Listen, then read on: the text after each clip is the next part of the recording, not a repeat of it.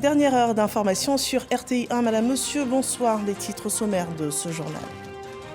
Le prix Nobel d'économie 2019 reçu en entretien par le vice-président de la République de Côte d'Ivoire en sa qualité de cofondatrice et directrice du laboratoire d'action contre la pauvreté Abdoulatif Jamil. C'est un échange autour de l'éducation, de la protection sociale, de la formation des jeunes et fonctionnaires aux méthodes les plus modernes d'évaluation des politiques publiques.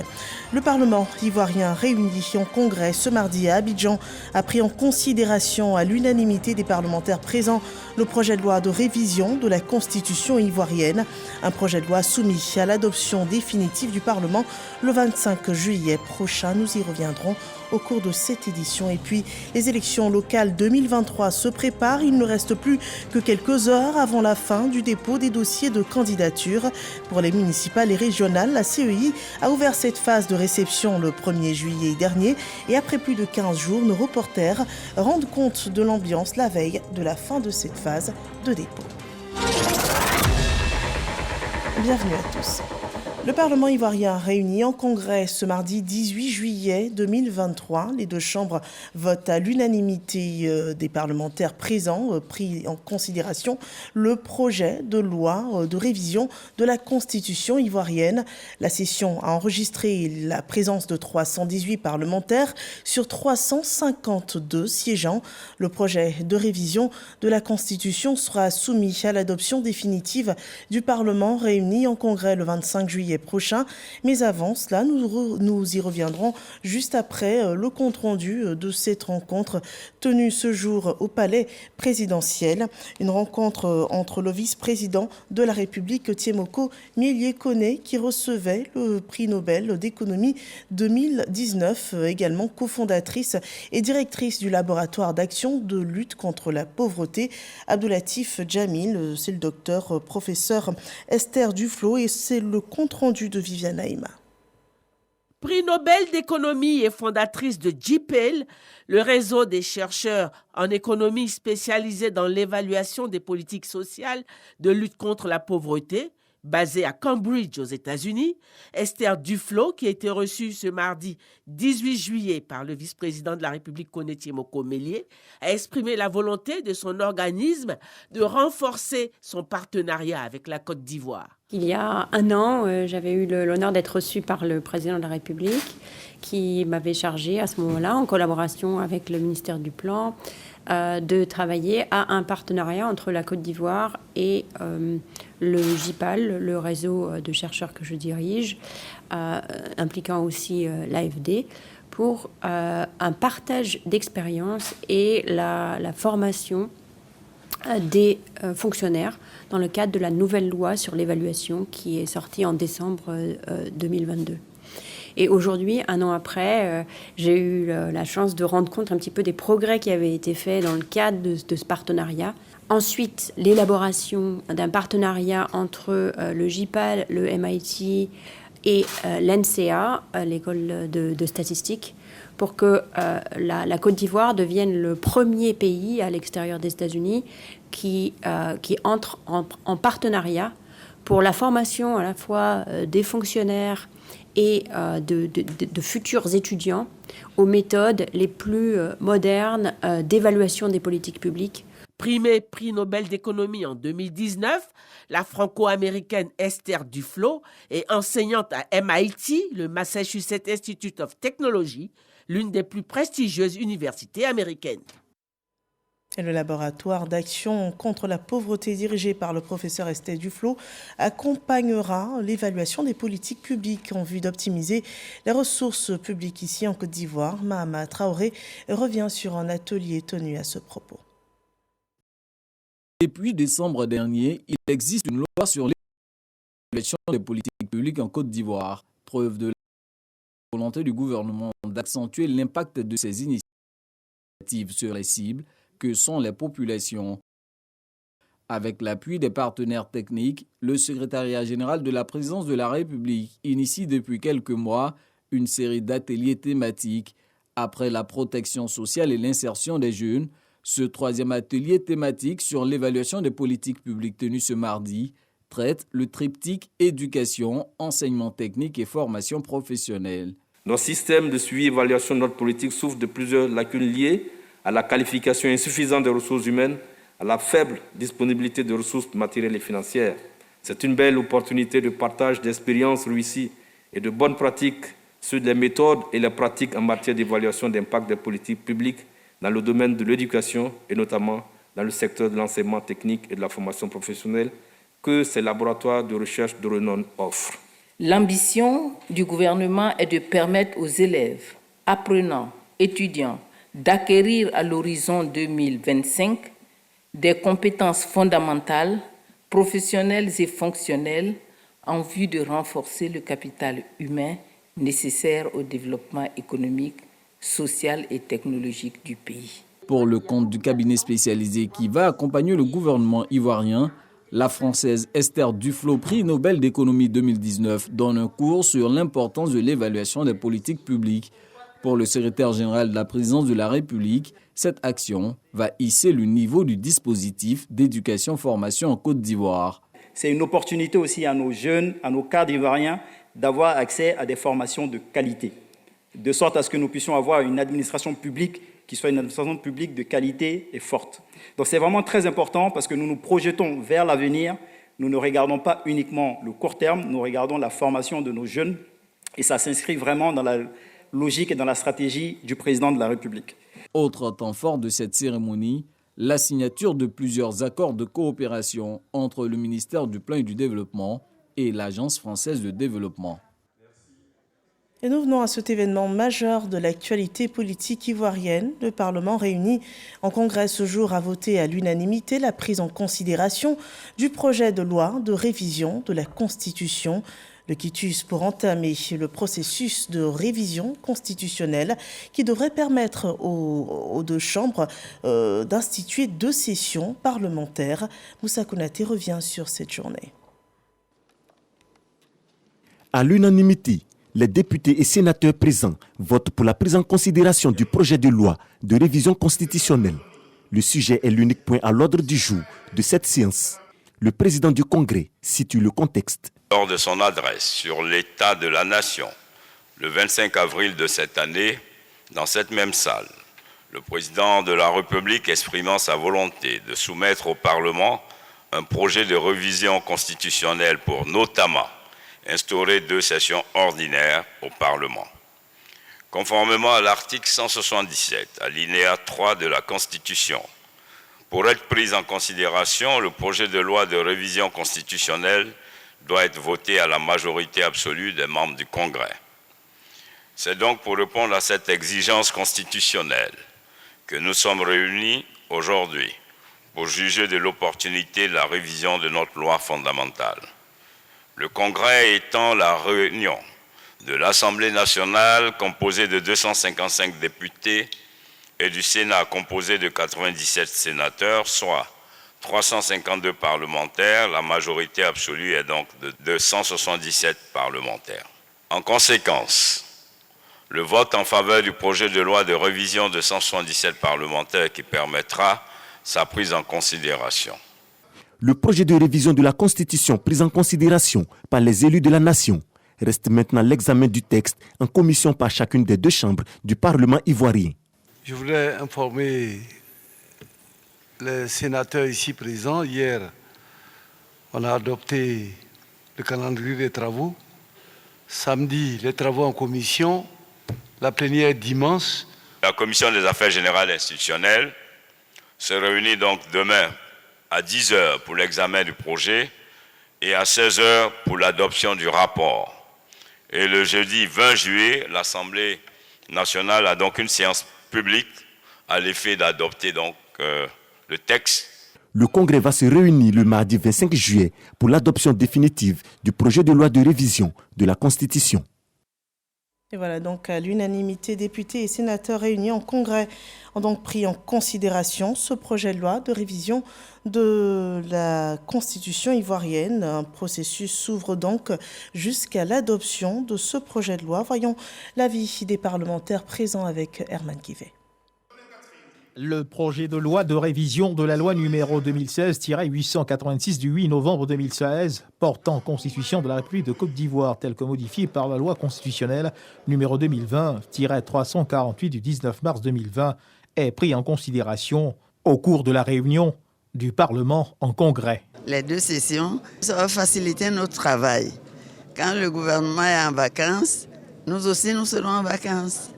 Alors qu'avant, ça posait problème. Le gouvernement allait en vacances, nous on devait travailler et on travaille avec le gouvernement. Les projets de loi viennent de l'exécutif. Donc vraiment, c'est une très très bonne chose. Nous sommes très heureux. La prise en considération vise deux objectifs. Premièrement, à vérifier que la révision qui est projetée ne vient pas violer la Constitution. La Constitution pose un certain nombre de règles à sa propre modification. On ne modifie pas la Constitution comme on modifie la loi. Donc nous regardons et nous apprécions. Si aujourd'hui, par exemple, nous avions dit non, eh bien, nous ne révisons pas. Or, on a dit oui, alors chaque chambre va, n'est-ce pas, à son niveau, prendre le texte maintenant et puis regarder au fond. On est fiers du président de la République qui, quand il dit quelque chose, il le fait. Il nous avait déjà prévenu, nous sommes venus aujourd'hui pour adopter. C'est une bonne chose. Le retour aux 2 sessions apaise tout le monde. Vous savez, le travail parlementaire, quelquefois, est très lourd. Mais en même temps, nous devons être sur le terrain. Et quand il y avait les 2 sessions, ça laissait du temps suffisant entre sessions pour aller sur le terrain. Et je crois que c'est ce que nous souhaitons tous. Et c'est pour ça que j'ai foi que le projet sera adopté. La prise en considération n'est que l'acceptation de l'opportunité de présenter un projet de loi de révision. Maintenant, le plus intéressant va être en commission. Et la question clé pour nous, PDCRDA, c'est de regarder dans le fond sur l'impact que va avoir l'ensemble des modifications proposées sur la démocratie. Le texte sera examiné par la CAGI, la Commission des affaires générales et institutionnelles de l'Assemblée nationale. Puis suivra son examen au Sénat de Côte d'Ivoire. Et voilà, donc après la prise en considération, il s'ouvre un processus d'action parlementaire suivant un programme de travaux. Le projet de loi de révision de la Constitution sera examiné demain, mercredi 19 juillet, par la Commission des affaires générales et institutionnelles de l'Assemblée nationale. Réunie en plénière ce mardi, les députés ont adopté à l'unanimité le calendrier des travaux parlementaires allant du 18 juillet au mardi 25 juillet, date de l'adoption définitive du projet de loi de révision de la Constitution. La séance a été présidée par Adama Bictogo, président de l'Assemblée nationale, qui a exhorté les honorables députés à participer activement à ces activités parlementaires. L'actualité politique en Côte d'Ivoire, c'est aussi le processus électoral pour les prochaines municipales et régionales. Le scrutin étant prévu le 2 septembre prochain, la commission électorale indépendante achève de recevoir les dossiers de candidature dans 24 heures. Comment se déroulent les dernières heures de cette étape? Tous les potentiels candidats sont-ils en voie d'être reçus? La réponse dans ce constat de nos reporters en cette veille de la phase de dépôt des dossiers de candidature à la CEI. Sidonie Davila. Ce mardi, veille de clôture des dépôts de candidature pour les prochaines élections locales, ambiance des derniers jours. Que les choses aillent vite pour que nous ayons notre récépissé et pour être véritablement candidats et être rassurés. Certains potentiels candidats sont soulagés d'obtenir le sésame. Quand on a fini ce parcours de combattant, je pense que c'est la joie. Aujourd'hui, j'ai déposé les dossiers et j'espère que la victoire sera de mon côté, de notre côté. C'est vrai que cette année, quelques nouvelles contraintes ont été introduites dans le processus. Toute l'équipe s'est mobilisée pour que véritablement nous puissions déposer avant le délai nos dossiers. Et je suis très heureux. Assis désespérément sous la bâche, d'autres sont confrontés à une contrainte au moment du dépôt. Il s'est avéré que nous sommes 32 sur la liste, mais il y a un numéro, le numéro 23, et il y a un document qui a été refusé. On a appelé à la base, ils vont nous faire parvenir le document. Donc on nous a dit d'attendre ici. Et quand ça va arriver, on va repartir encore dedans. Les difficultés enregistrées sont diverses, notamment celles liées aux documents administratifs, ce qui explique l'affluence jusqu'à ce jour aux impôts comme au trésor. Les fiches individuelles de candidature comportent les numéros des cartes d'électeurs.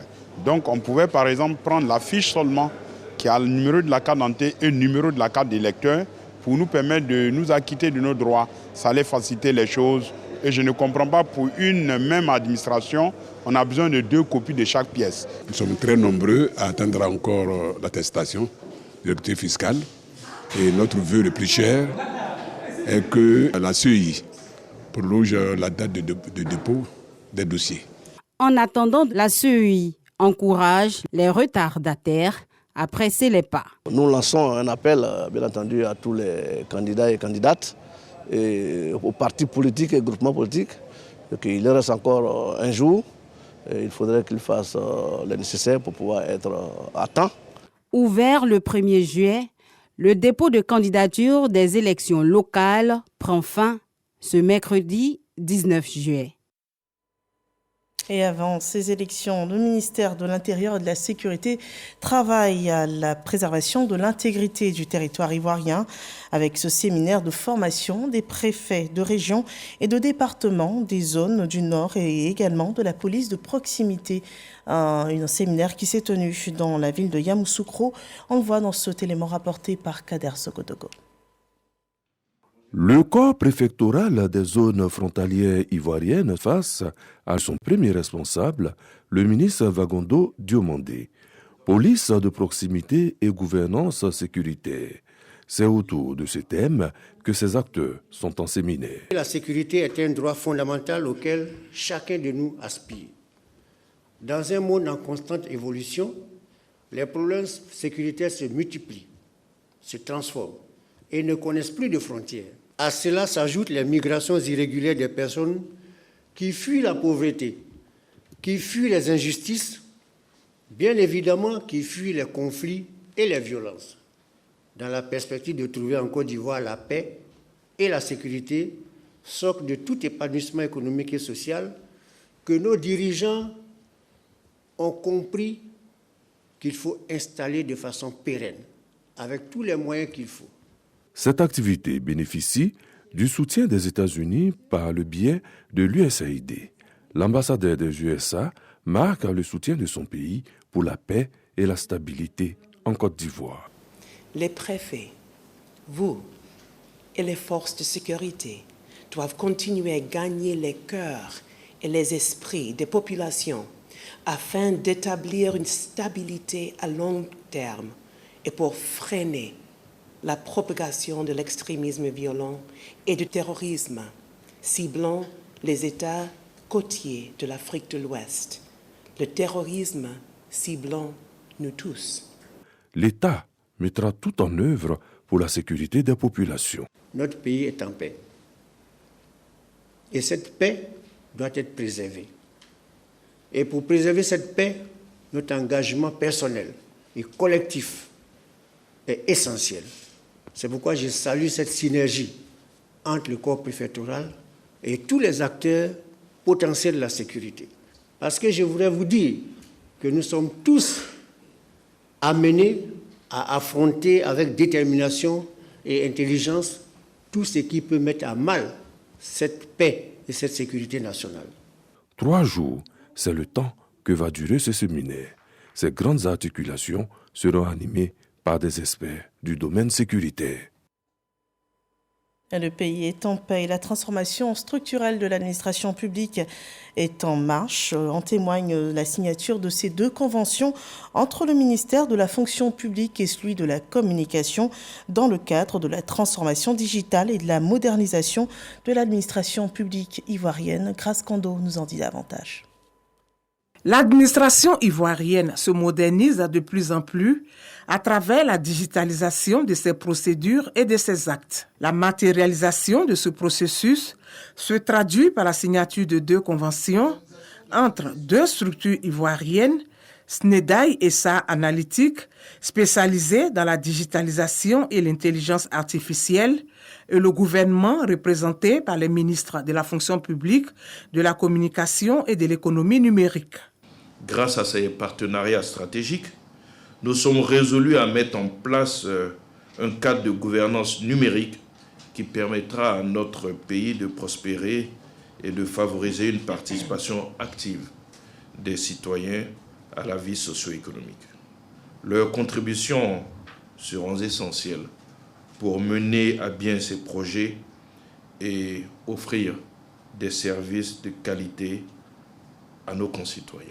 Ces partenariats concrétisent notre volonté collective en faveur de la transformation digitale de notre pays et constituent, pour ma part, une étape majeure dans la mise en œuvre d'initiatives de haute portée dans le processus de transformation de notre administration pour répondre efficacement aux attentes de l'État et au profit donc des usagers clients. Le gouvernement ivoirien ambitionne de faire de la transformation digitale un levier de croissance économique par la mise en œuvre de sa vision, une administration zéro papier à l'horizon 2030 en Côte d'Ivoire. Une nouvelle épidémie de dengue sévit en ce moment en Côte d'Ivoire. Un premier bilan fait état de 73 cas enregistrés, dont 2 décès. Le district sanitaire de Cocody et de Bingerville est le plus touché. Le ministère de la Santé, de l'Hygiène publique et de la couverture maladie universelle donne l'alerte. On le voit dans cet élément de Serge Colléa. Voici le moustique tigre, le principal vecteur de transmission de la dengue. Cette infection virale qui s'installe progressivement en Côte d'Ivoire, victime d'une nouvelle épidémie mortelle. C'est quelqu'un qui est là et puis subitement, il a la fièvre qui s'installe de façon brutale. Il a des maux de tête, il a des douleurs abdominales, il peut avoir nausées, vomissements et même il est fatigué. Il a une asthénie vraiment intense et puis il a des douleurs au niveau des muscles. Déjà, 2 décès enregistrés avec une forte concentration de la maladie dans le district sanitaire de Cocody-Bingerville. Nous avons 82 cas depuis le début de l'année jusqu'à maintenant. Et il y a eu 2 décès. Dans les 82, on a eu des cas à Soubré, à Oumé, à Gueyo, on a eu des cas à Boisseau, on a eu des cas également à Yopougon, à Bengourou aussi, on a eu des cas. Mais le focus, c'est surtout à Cocody. Maintenant, est-ce que ça touche une tranche particulière? Non, ça touche tout le monde. Puisque tout le monde peut se faire piquer facilement par le moustique. Habitant de Cocody, Riviera Faya, Franck présente depuis quelques jours des symptômes du paludisme. Son médecin lui a conseillé l'Institut Pasteur de Côte d'Ivoire pour un examen approfondi. J'ai eu à faire un examen de palu déjà qui n'a rien révélé. Le médecin m'a conseillé de venir faire l'examen de la dengue aussi, voir, puisque la zone de Faya, Bingerville, on dit qu'il y avait certains cas là-bas. Un palu répété, le médecin demande de venir faire la dengue. Et souvent, quand ils viennent, il y a des cas positifs. Chargé de la surveillance épidémiologique, l'Institut Pasteur de Côte d'Ivoire est à la tâche. Le docteur Nguessan et ses équipes multiplient les prélèvements. Les dangers de cette maladie, c'est une maladie virale qui peut attaquer le foie et qui peut attaquer aussi certaines cellules qui entraînent des saignements. Mais aussi, devant le fait que cette maladie a les mêmes signes que le paludisme, il y a le risque d'automédication. Donc les patients vont prendre des médicaments pour le paludisme, or ils font la dengue. Donc il y a le risque que le foie soit touché, il y a le risque que le rein soit touché par les médicaments. Pour éviter la propagation de cette maladie, le ministère de la Santé, de l'Hygiène publique et de la couverture en maladie universelle recommande plusieurs mesures. Vider les retenues d'eau après chaque pluie, assécher les eaux stagnantes, éviter de garder non couverts les récipients contenant de l'eau, se débarrasser des objets usagés qui favorisent la présence et la reproduction des moustiques, changer tous les 2 à 3 jours l'eau des pots de fleurs, désherber les alentours des maisons, surtout éviter les plantations de bananiers en agglomération ou tout autre arbre à feuilles. Tout ce qui est favorable pour le développement du moustique, notamment les gîtes larvaires. Tout récipient pouvant contenir de l'eau, même en petite quantité, de l'eau claire en général, dont le moustique, lui, va venir développer, il va venir pondre ses œufs. Et puis, au bout de 5-6 jours, on a un moustique adulte qui est prêt pour nous attaquer dans notre propre maison. Cette épidémie de dengue est la 6e que la Côte d'Ivoire enregistre. La première est apparue en 2008. Et nous nous rendons à présent dans le département de Kouto où une issue heureuse est trouvée après des conflits de succession à la tête de certains villages avec la désignation de nouveaux chefs. Nous partons dans ce département avec Charles Tatou. Le règlement définitif des conflits de succession vécus depuis quelques années dans le village de Toumvré et dans la ville de Bon a été bénéfique au département de Kouto, région de la Bagoué. Les cadres de ces deux localités sont venus nombreux au bercail avec un esprit fraternel pour être les témoins de l'intronisation des nouveaux garants de la tradition. Le ministre d'État, ministre des Affaires étrangères, de l'intégration africaine et de la diaspora, Kandia Kamara, et le ministre de la Construction, du Logement et de l'Urbanisme, Bruno Nabagné-Koné, ont assisté en personne à l'intronisation du nouveau chef de Toumvré, Koné Tulomian, avant de se rendre le lendemain à Bon, où les a rejoints le ministre de la Communication et de l'Économie numérique, Amadou Koulibaly. Ici, l'intronisation officielle du nouveau chef de village de Bon, Koné Yanoroga, et celle de Koné Namongo, nouveau chef du canton Niéné Centre, dont le siège est à Bon. Message de paix et de cohésion sociale, mais surtout des conseils livrés par les deux membres du gouvernement. Chère population, chers cadres, nous vous invitons à travailler, à mettre ensemble les ensembles qui aujourd'hui sont séparés, à mettre ensemble les frères qui aujourd'hui ne se parlent pas, à faire en sorte que partout où il y a un chef de canton, qu'il n'y ait qu'un chef de canton, que partout où il y a un chef de village, qu'il n'y ait qu'un chef de village. Je voudrais remercier le bon Dieu pour avoir permis qu'aujourd'hui, que tout bon soit réuni ici. Ce qui était impensable il y a quelques années de cela. Ce qui semblait être impossible. Mais grâce aux uns et aux autres, l'impossible est devenu possible. Comme quoi, il faut croire en Dieu, il faut être patient. La cérémonie d'intronisation du nouveau chef canton de Bon aura été une occasion de retrouvailles pour certains cadres qui ne se sont pas vus depuis longtemps. La paix qui rend favorable toute action sociale promue également à Songon avec le ministre-gouverneur Robert Begré-Mambé qui a rencontré les jeunes à qui il a exhorté à la paix et à la cohésion sociale tout en présentant sa candidature pour les prochaines élections municipales. Voyons ce reportage de Issa Chonayeo. Insertion des jeunes dans le monde du travail, encourager l'entrepreneuriat et inviter la jeunesse à la cohésion sociale. Ces préoccupations ont fait l'objet d'une rencontre entre les jeunes de Songon et le ministre-gouverneur du district autonome d'Abidjan, candidat aux prochaines élections municipales pour le compte du RHDP dans cette circonscription. Occasion pour Robert Begré-Mambé dégrainer ses projets structurants pour les jeunes. Avec la jeunesse de Songon, je demande à nouveau de se mobiliser pour que nous puissions réaliser des projets ensemble. Bien entendu, ces projets seront encore amplifiés au-delà des élections parce que cela paraît tout à fait essentiel.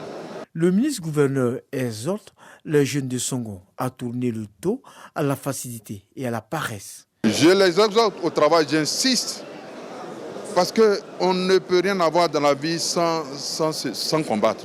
La politique, l'appréciation des saines réalités, la réalité, c'est que la jeunesse a besoin d'être aidée. Nous allons le faire et pour le faire, nous avons édicté auprès de la jeunesse les conditions dans lesquelles nous allons le faire. C'est pourquoi nous exigeons de cette jeunesse beaucoup de discipline, beaucoup d'humilité, beaucoup de sérieux et beaucoup de courage. Cette rencontre permet au ministre-gouverneur Robert Begremambé de mettre en lumière tous les projets de développement initiés par le président de la République, Alassane Ouattara, dans cette commune. Pour ce faire, il demande aux jeunes de préserver un climat de paix à Songon pour le bien-être de tous. Et à Bouaké, on voit à présent la mobilisation des militants du RHDP dans le cadre de la rentrée politique du parti dans cette direction départementale. Un rassemblement initié par le ministre Amadou Koné avec ce reportage de Soro Corona. Terrain de football du quartier Dar es Salaam Bouaké. Présence massive des militants et sympathisants du RHDP, rassemblement des oufouettistes pour la démocratie et la paix. La mobilisation s'inscrit dans le cadre de la rentrée politique de la session départementale RHDP du quartier sous le thème Amadou Koné ou amorce du développement de Bouaké, mythe ou réalité. Le seul nom d'Amadou Koné rime parfaitement avec le développement. Oui, monsieur le ministre, vous êtes un vagabond de la charité. Le rayonnement de Bouaké dit sa source dans la rivière de votre vision et de votre inspiration. Merci pour tout, monsieur le ministre. Pour Amadou Koné, membre du directoire et secrétaire départemental RHDP, les militants doivent respecter les consignes du parti pour garantir la victoire au conseil régional et à la mairie. Je sais que vous voulez voter pour Amadou Koné. Je sais que vous voulez voter pour Assaouré Kodajak. Je sais que vous voulez voter pour les candidats d'Alassane Ouattara. Il faut donc vous lever pour que d'ici l'ouverture de la campagne, nous puissions faire 100% en ce qui concerne le e-militant. Amadou Koné invite les filles et fils de Gbeke à l'union sacrée pour le développement harmonieux de la région. Et l'actualité internationale parle également de paix. L'ONU célèbre Nelson Mandela ce 18 juillet. Le secrétaire général des Nations Unies, Antonio Guterres, a appelé ce mardi à agir pour construire un monde meilleur dans un message à l'occasion de cette journée internationale qui rend hommage aux 67 années de service rendu à l'humanité par Nelson Mandela en tant que militant des droits de l'homme, prisonnier d'opinion, homme de paix ou encore premier président démocratiquement élu en Afrique du Sud après l'apartheid. Actualité aux États-Unis, une nouvelle inculpation en vue pour le candidat Donald Trump, cette fois dans l'affaire de l'attaque du Capitole le 6 janvier 2021. L'ancien président révèle ce mardi 18 juillet avoir reçu une lettre du procureur spécial Jack Smith dimanche dernier lui annonçant qu'il était la cible d'un grand jury. Et en général, cette procédure judiciaire est un préalable à une inculpation. Le milliardaire dénonce encore une fois une chasse aux sorcières et s'en prend à Joe Biden, qu'il dit corrompu, ainsi qu'à son département de l'injustice en référence au ministère américain de la Justice. C'est la fin de ce journal. Merci de nous avoir suivis. Rendez-vous demain dès 6h30 avec d'autres informations d'ici et du monde sur RTI 1. Bonne soirée à tous.